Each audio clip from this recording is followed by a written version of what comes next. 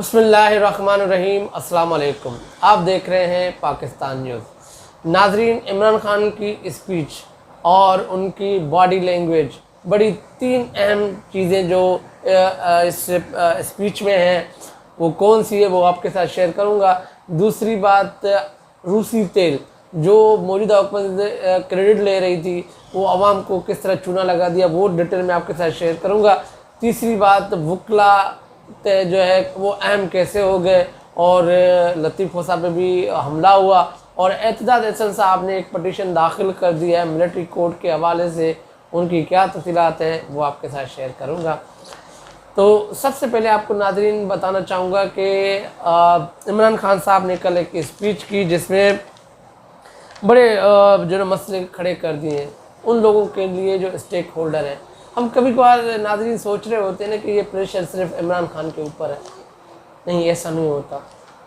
ये प्रेशर मौजूदा हुकूमत पे भी है। जो ये एस्टेब्लिशमेंट है, सबसे ज़्यादा प्रेशर इस टाइम एस्टेब्लिशमेंट के ऊपर है। उसकी वजूहत है।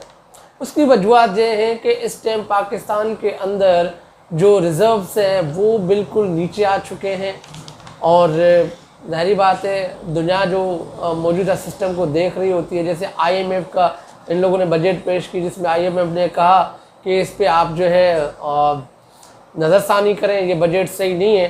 तो ये भी एक बड़ी अहम जो बात है कि क्योंकि पैसा होना ज़रूरी है। बजट इन लोगों ने पेश कर दिया है मगर उस बजट के अंदर इतना जो है फ्री टैक्स कर दिया है आवाम के लिए। बजाय तो ज़ाहिरी बात है और गुंजाइश तो है नहीं कि मज़ीद टैक्स लगाए जाएँ, उसी को कंटिन्यू किया जा गया। और बड़ी बात यह है कि इनको पैसे कहाँ से मिलेंगे, सवाल यहाँ पैदा होता है।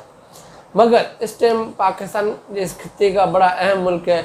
अगर अमेरिका हो या चाइना हो या दूसरे ममालिक हैं वो पाकिस्तान को डिफ़ॉल्ट होना नहीं देखना चाह रहे, मगर इस टाइम पाकिस्तान की पॉलिटिक इस्तेकाम होना ज़रूरी है। तो इमरान खान साहब ने आज कुछ चीज़ों पे जो है एक तो हाईलाइट किए। एक तो जो रिमर्स चल रहे थे जिसमें हारून रशीद साहब ने अपने प्रोग्राम में ये कहा कि इमरान खान साहब को ये ऑफ़र भी दी गई क्योंकि ये मुसलसल चलती आ रही है जिसमें ये कहा गया है कि आप मुल्क छोड़कर चले जाएं या सियासत से जो अलहदगी अख्तियार करें। मगर कल की स्पीच में इमरान खान साहब की जो बॉडी लैंग्वेज है नेचुरल, वो हमेशा पॉजिटिव रहते हैं। मगर उसने कहा कि ये मेरा मुल्क है, मैं ना कोई डील करके या मैं सियासत से चला जाऊं, मैं कोई डील करूंगा ना ही मुल्क छोड़ूंगा। पहली बात ये है कि अब वो बात क्या है, अब इमरान खान साहब ने ये तय कर लिया है, ये ज़हन बना लिया है कि वो जेल जाना पसंद करेंगे मगर किसी तरह डील या वज़ीर आज़म की अपनी पार्टी की सियासत बचाने के चक्कर में वो 27 साल की जो स्ट्रगल है उसको ऊपर पानी फेरेंगे तो ये मुमकिन नहीं है। ये वाज़े उन लोगों के लिए मैसेज चला गया है जो मुसलसल उनको धमकियां और डरा रहे हैं मिलिट्री कोर्ट्स के हवाले से। कल उसने वाज़े मैसेज दिया कि मैं इस मुल्क को नहीं छोड़ सकता, मैं इस मुल्क में रहूँगा और सियासत भी करूँगा चाहे वो मुझे जेल में भेज दें। क्योंकि मुझे तो जो लग रहा है इमरान खान साहब की ज़ाहिरी बात है उसकी भी एक बड़ी प्लानिंग होगी।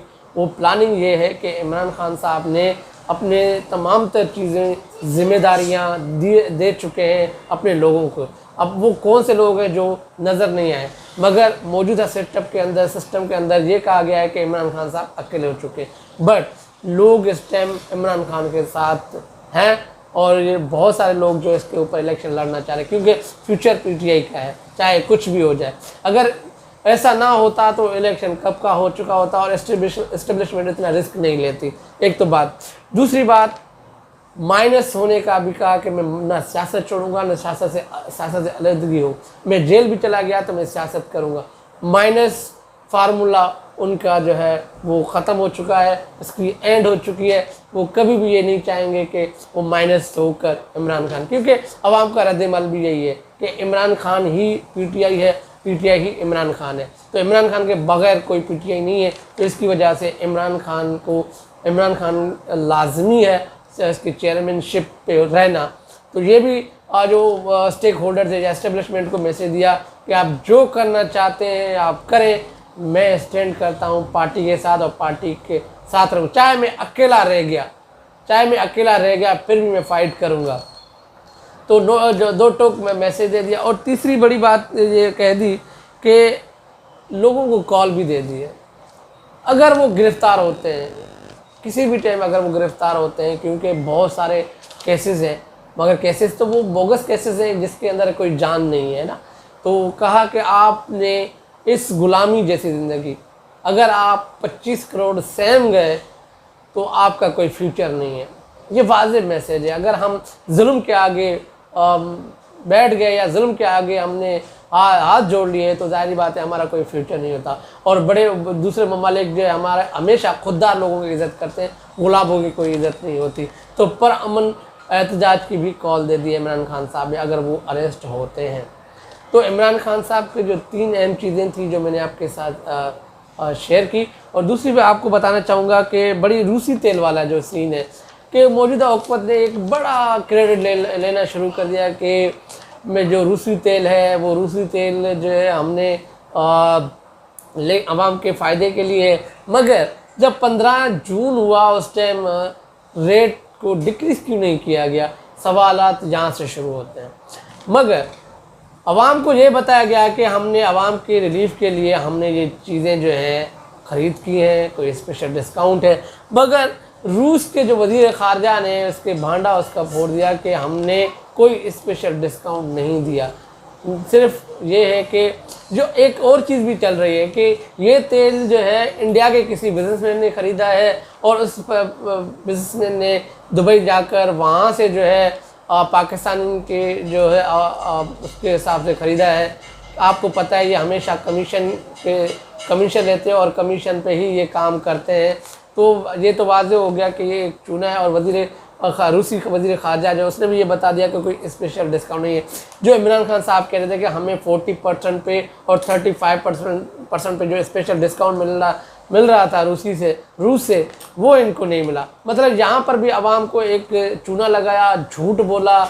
और मैं तो ये कहता हूँ कि वज़ीर आज़म जो क्रेडिट लेना चाह रहे थे उसको इस्तीफ़ा देना चाहिए, क्योंकि 22 करोड़ आवाम के साथ एक बड़ा झूठ बोला गया। दोनों, एक वज़ीर जो पेट्रोलियम का है उनको रिज़ाइन करना चाहिए और उसको भी वज़ारत से हटना चाहिए, क्योंकि ये कोई मजाक नहीं है। ये 22 करोड़ आवाम का मुल्क है जहाँ पर लोग जो है ये उम्मीद करते हैं कि कहीं ना कहीं हमें रिलीफ मिलेगा। तो एक बड़ा झूठ जो सामने आ गया। और तीसरी बात जो मैं आपको बताना चाहूँगा कि वकला तहरीक कितनी इम्पोर्टेंट है। जी हाँ नाज़रीन, वकला तहरीक एक बड़ी इम्पोर्टेंट है जिसमें एतजाज एहसन साहब ने एक पटिशन दाखिल की है अगेंस्ट जो है मिलिट्री कोर्ट के। अब मिलिट्री कोर्ट ऐसा कोई कानून नहीं है, ऐसी कुछ भी नहीं है, मगर सिविलियन का जो केस है वो हमेशा एंटी टेररिज्म कोर्ट है, क्योंकि ये कोर्ट इसलिए स्पेशल कोर्ट इसलिए बनाई जाती हैं, उनके अपने भी कवानीन हैं। तो वाई मिलिट्री कोर्ट? तो एतजाज एहसन साहब ने बड़े सवालात खड़े कर दिए। अब वो पटिशन अगर अब हेयरिंग पे हो जाती है तो ये क्वेश्चन होंगे। सबसे पहला क्वेश्चन जो है ना 4 IG जो 4 IG हैं लाहौर के, उनको जो है तशवीश जो होगी उसके अंदर जो है उसको ऐड किया जाएगा इन्वेस्टिगेशन के अंदर। तो ये बड़ा सवाल है। जब ये कहा गया था कि लोग 3 घंटे की मसाफत 4 घंटे की मसाफत जब वो कोर कमांडर की तरफ आ रहे थे, वहाँ पे ना फ़ौज का कोई हमला था, ना पुलिस का कोई हमला था, कोई बड़े लोग नहीं थे, 40 से 50 लोग थे जिसको रोकना बड़ा इतना मुश्किल नहीं था। ये सवालात IG के ऊपर उठ सकते हैं। IG को मुअत्तल होना पड़ेगा, अंडर इन्वेस्टिगेशन होना पड़ेगा IG को, ये भी सवाल खड़े होते हैं। जब ये पटिशन सुप्रीम कोर्ट में जाएगी तो तमाम तर चीज़ें सबको जवाब देना पड़ेगा। और एक बात अहम कर दी कि मिलिट्री कोड क्या है। मिलिट्री कोड के अंदर जो फॉर्मेशन कोड वगैरह बनी थी, जो कोर कमांडर जिसमें 2 स्टार 4 स्टार जनरल जो भी तमाम जनरल थे उन लोगों ने फाइनल डिसीजन दे दिया कि ये हुआ है। मगर वहाँ पर 2 चीज़ें होंगी, गिल्टी और नॉट गिल्टी। मतलब उन लोगों का फैसला हो चुका है, इसमें कोई ऐसी जो है ना जो मुद्दई हैं उनसे कोई जवाब नहीं दिए जाएंगे, ना ही उसे कोई ऐसा किया जाएगा। तो मतलब ये बदनीयती मबनी है जिसकी वजह से इमरान खान साहब हो या सिविलियन लोगों को इसके अंदर ट्रायल किया जाए। तो ये सब पटिशन अभी हेयरिंग होती है और इसमें बड़ी बात यह है कि बड़ी तहरीक चलने वाली है वकला की। और ये वकला की जब तहरीक चलती है, क्योंकि आइन और कानून वकला बेहतर समझते हैं और तहफ़्फ़ुज़ भी करते हैं, तो वकला की तहरीक बड़ी इम्पोर्टेंट है। अगर ये मिलिट्री कोर्ट के ऊपर ना हुआ, स्टॉप ना लगाया गया, तो ये वकला तहरीक और बढ़ेगी, ये हमारी और आपकी सोच से बालातर होगी। तो जो दूसरा लतीफ़ खोसा के ऊपर भी इनका वाज़े मैसेज है, उनके ऊपर फायरिंग की। लतीफ़ खोसा ने क्या कहा था? लतीफ़ खोसा ने कहा था कि भाई जब आपको तो CCTV कैमराज भी हैं, फुटेज भी है, तमाम तर चीज़ें हैं, तो आप लोगों ने 10,000 लोग क्यों इकट्ठे किए हुए? 40 लोग हो सकते हैं, 30 लोग हो सकते हैं, तमाम तर लोगों को आपने क्यों अरेस्ट किया हुआ है? तो ये वकला तहरीक जो अगर शुरू होती है तो एक बड़ा इनकलाब आ सकता है और मतलब कि बहुत सारी चेंजिंग हो सकती है।